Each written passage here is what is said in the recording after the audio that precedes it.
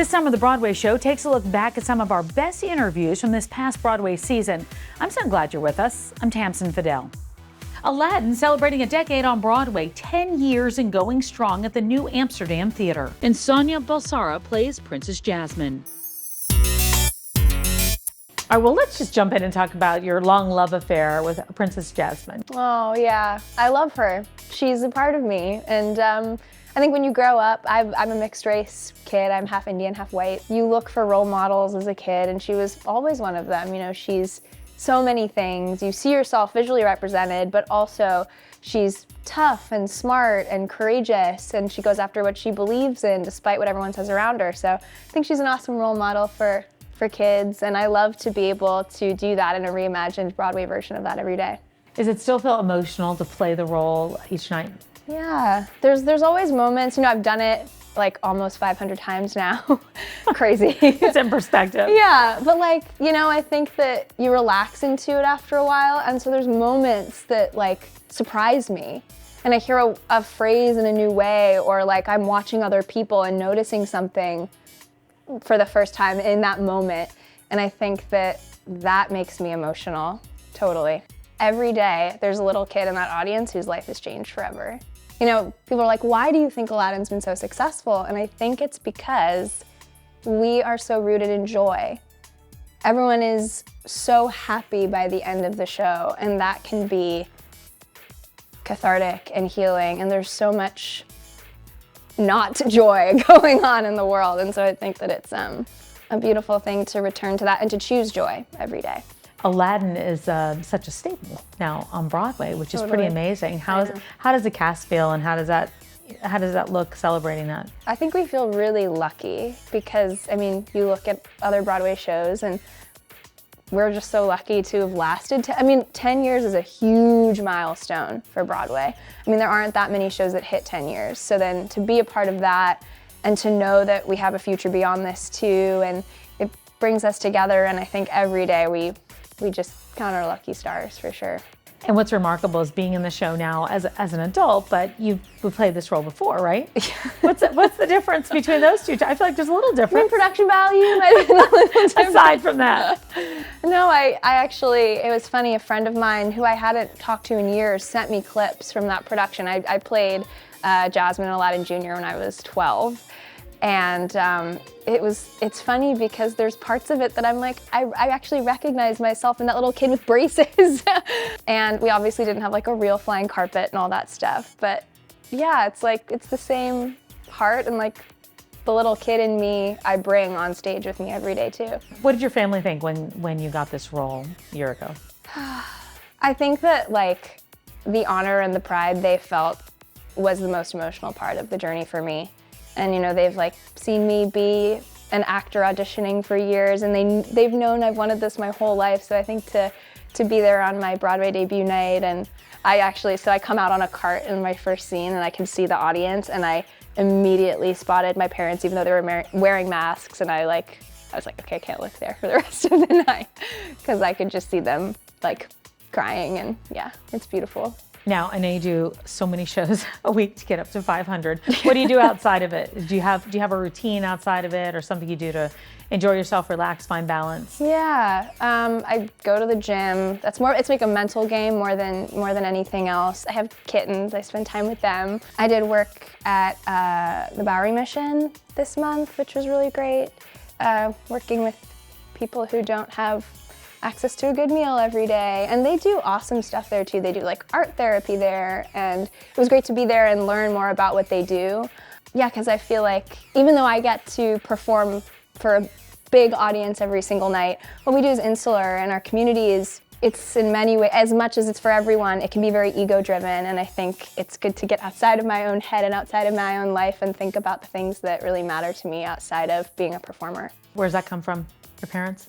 I mean, a little bit. I mean, my parents are like activists in the world, I would say. My dad works in like the climate change field. My mom's a singer actually, and does a lot of work with kids. But it's always been something that I've just been drawn to as a kid. Like I would find causes that I cared about and like just immerse myself in them as a kid. And in college actually, I found myself in a low place, and I had this epiphany that I just needed to give back and stop thinking about myself so much.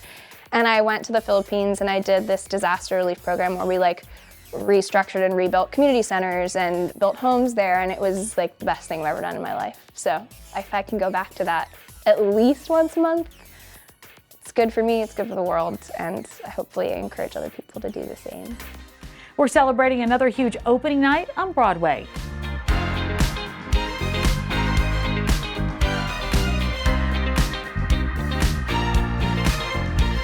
Oh, Mary is the Broadway comedy of the summer.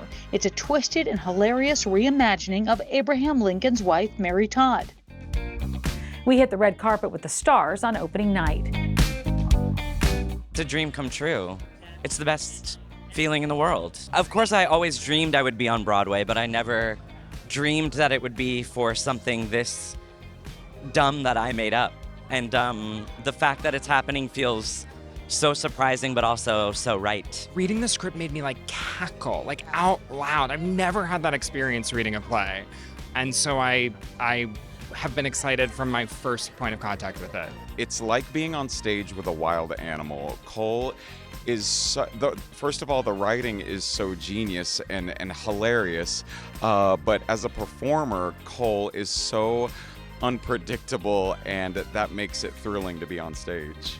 And to have that face in your face is a terrifying thing in front of hundreds of people where you're just trying to white knuckle it and hold on for dear life. It's like a HBO miniseries meets like Looney Tunes or meets like Mel Brooks. It's like both, it's marrying the super serious with like the uber silly in like a lovely way.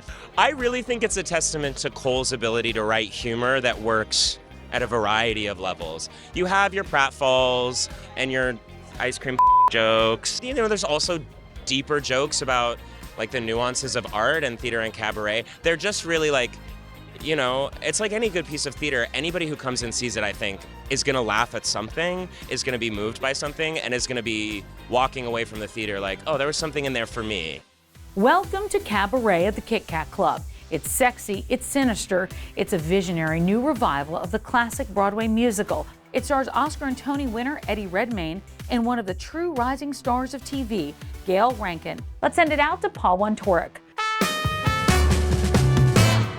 You're on the cusp of like a very big year. I mean, you're about to open as Sally Bowles on Broadway. This is a huge assignment. I do feel like a horse at the gate. I think it's going to be a really important journey about me getting to know myself as a performer and as an artist. It's such a huge undertaking, and I think what a gift, you know. Kind of the tagline has become the female Hamlet of musical theater, which I'm like, I'll be going to throw up now. I feel really excited, really scared, which I think is an amazing thing. I feel more alive than I've ever felt. And you got to open in the last acclaimed revival of Cabaret. You were Fräulein Kost, and that was with Alan Cumming and Michelle Williams, that amazing production. Mm-hmm. You know, at that time, that was like 11 years ago, we interviewed you for Broadway.com, and for that Fresh Face feature, mm-hmm. you said you were preparing for that role by watching strippers come in and out of scores. That was that was your deep preparation at that time. So how does one... Wow, take me back, Paul. That took me back a decade.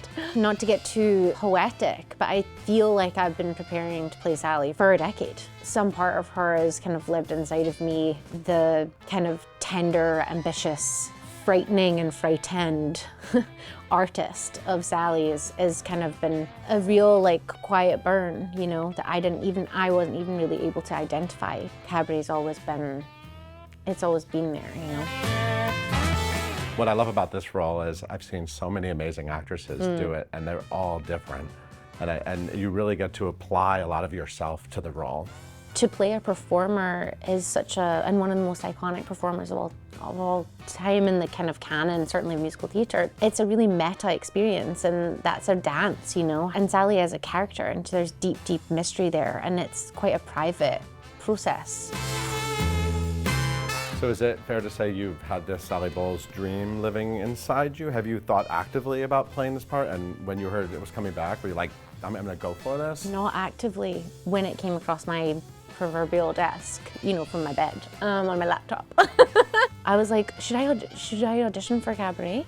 And my agents were like, yeah, it's a leading lady moment, and that's an honor. To be seen in that light is humbling and moving, and you know, lights a fire under my ass. I really wanted it. I think I've always wanted it, and it's a vulnerable thing to admit. It's time to take a walk with a Broadway star, so let's send it out to Charlie Cooper. Jarrod, we are walking you to work. Well, listen, we're just so excited to be chatting with you about this new role as King George III in Hamilton. I mean, pinch me, like, how are you feeling? It's a very different experience for me to be in this show, in this role. I didn't grow up in musical theater.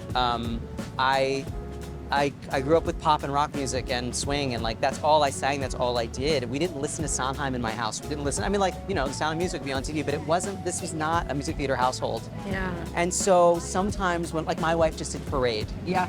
It's her favorite show of all time. She feels these shows so deeply, and sometimes I feel like a bit of a, like, do I belong here? Wow. But then I saw Hamilton in 2015 off Broadway with everyone else. So we all saw it at the same time. So like my obsession and ownership over the way that I feel about it is the same as everyone. Like I feel like I'm on par.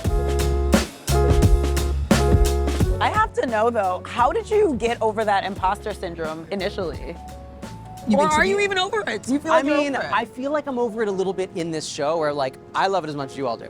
But I guess because I started in Jersey Boys, and I felt like I have ownership over my love of 60s pop as much as the next person does, or you know, of my generation at least. I didn't grow up, I didn't like make out to Sherry for the first time, but you know what I'm saying? Like if people who are my age, I love that music. So for Jersey Boys and Beautiful, like those shows, I felt like I belonged as much as anyone else did. It's more, you know, it's more like classic musical theater, you know, the way that people feel it. And as much as I have grown to love it, it's not, sometimes I don't feel the same.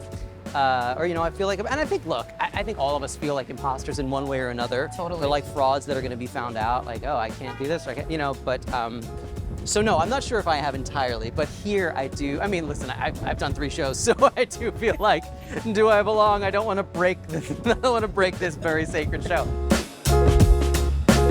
How are you making this King George III your own? Well, I can't, I mean, I feel like there are some sort of, you know, of all of the characters, King George actually has some fun, kind of broad choices to make. Yeah. And there are just some choices that someone like, you know, Jonathan or Andrew Rannells made that wouldn't fit the same on me, or, you know, and so they were so encouraging with wanting it to be my own. So I'm just trying to I'm still finding it, frankly. I'm still finding the version of the show and of that guy that feels most like me and that I can sort of put my stamp on. But I read the book, trying to find, you know, what's my idea of madness? What's madness look like for this guy? So it's so fun that, you know, all the different King Georges get to find their version of that journey. Yeah. Yes. So I'm still finding it every night. I love that. Jarrod, you're so candid. This was a joy. Break a Likewise, leg, Charlie. we're at work. Thank you. I know where we made it. I go here. I go to this school. Such a pleasure. Thank you, Jarrod. Thank you so much, Charlie.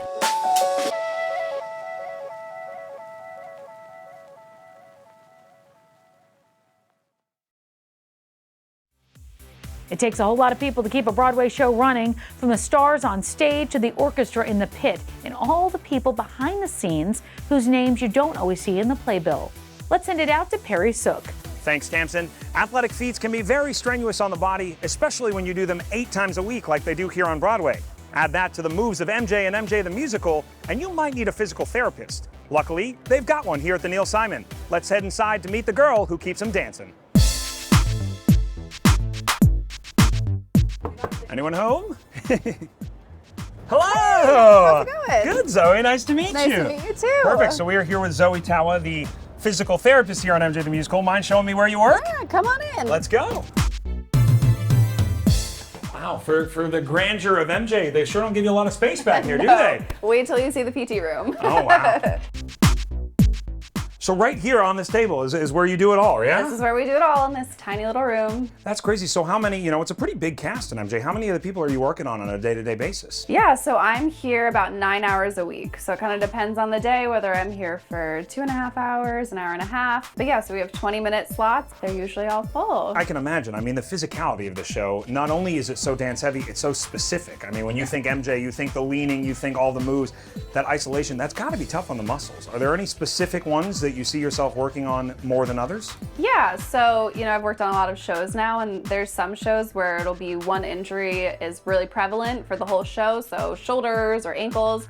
But MJ, I think because it is such a whole body movement, I kind of see a little bit of everything. So necks, shoulders, backs, legs, everything. So it's kind of nice that way. We get a good amount of variety. What would you say the difference is, going from show to show? I mean, besides, is it, the conditions of the stage or the movement, or what do you think contributes the most to the wear down that you're treating in here? Yeah, I think with this show and with a lot of Broadway shows, it's kind of just the repetitive nature. So, most people aren't used to doing things 8 times a week. And, right. With this show, people are doing these movements 8 times a week, and it's really hard. So I think just like the repetitive nature of the show is why people come in and have injuries or, need maintenance. But it could be, they had a really long week with rehearsals or, they were on vacation, so they were resting for a week, and now they're back and they're kind of shell-shocked. So yeah, it's kind of just all over the place. When you were studying to be a physical therapist, were you like, yeah, I'm going to be on Broadway? How did that happen? Yeah, so I kind of, I thought I wanted to go to med school, and I majored in dance in college and broke my foot dancing, and I went to a great dance medicine PT. And from that moment on, I was like, this is it. I am going to work with dancers, and I'm going to be a physical therapist. So that's kind of how it happened, and I was really fortunate to get this job, and I've been really lucky to be able to work on a lot of Broadway shows, and it's been a really great experience. Does that background benefit you as you're working through these? Absolutely, especially having injured myself dancing. I feel like I can, relate to these people. I totally understand what they're going through and the demands that it takes to be able to do this show a million times. And I think that that's really an amazing thing. Like in my office, every PT has been in the performing arts in some capacity. So we really can relate to our patients, which I think is important in this field in particular.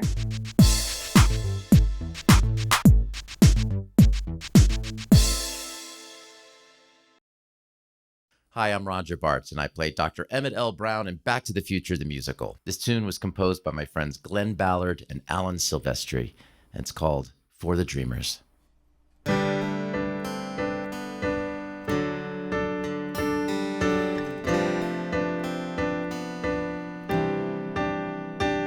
So this one's for the dreamers, whoever tried to make it. Though very few ever break through, we celebrate them when they do. Lionize them, call them great, ticker tape parade them. But this one's for the dreamers who strive to be a winner, go as far as they can take it, even if they don't quite make it. This one's for the dreamers. Let's hear it for the dreamers who never stop believing. One grain of sand becomes a pearl. A great idea can change the world. They can see what others don't, try things others won't. So this one's for the dreamers who live on inspiration, go as far as they can take it, even if they don't quite make it. This one's for the dreamers, and I know what it's like to be misunderstood, and I know how it feels to be told you're no good, but I couldn't give up. No, I never would. Now people just took advantage of me. My distractions just consumed me. But for everyone that gets it right, thousands more keep up the fight. They burn the fires deep in the night until they lose the light. And most just disappear, and we never hear of them So this one's for the dreamers who have the guts to risk it, to take a chance on what they think. Can't stare them down cause they don't blink. Ridicule them, call them out. No one sees what they're about. And that's going to do it for us. But for tickets, or if you want to check out extended cuts of all our interviews, head over to Broadway.com. I'm Tamsen Fadal, and you're watching The Broadway Show.